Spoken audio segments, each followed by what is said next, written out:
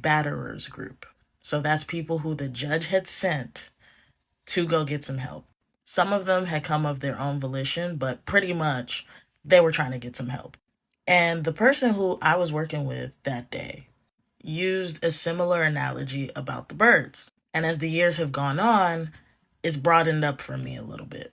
So there's three groups of people in the world, I posit, just for the analogy. Group one sees the bird, is like, oh my God, it's so beautiful. Might whip out binoculars, offer it some bird seed, but it is always on the bird's terms, right? It's in their habitat, it's where they want it to happen. And then when the bird flies away, they go home too and they're like, wow, what a beautiful day of bird watching. The engagement is over. They're able to reminisce about it. Group two. Group two sees the same thing and is like, wow, what a beautiful bird. I must own it.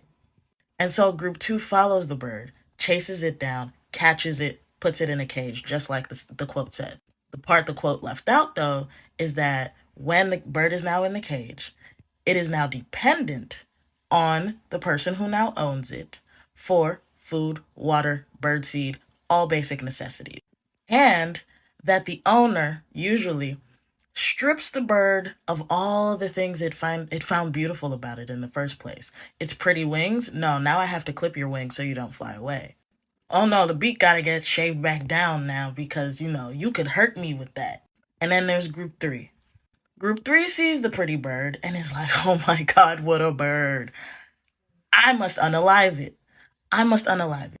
I have to bring it home. And then they bring home the carcass and they reanimate it. So it's not real life. It just looks like it's living. They put it on their mantle. Now it becomes a showpiece that they show off. It's a little trophy.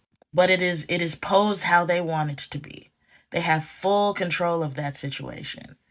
But when I am talking to people about this analogy, and I'm saying people here because abuse is not gendered.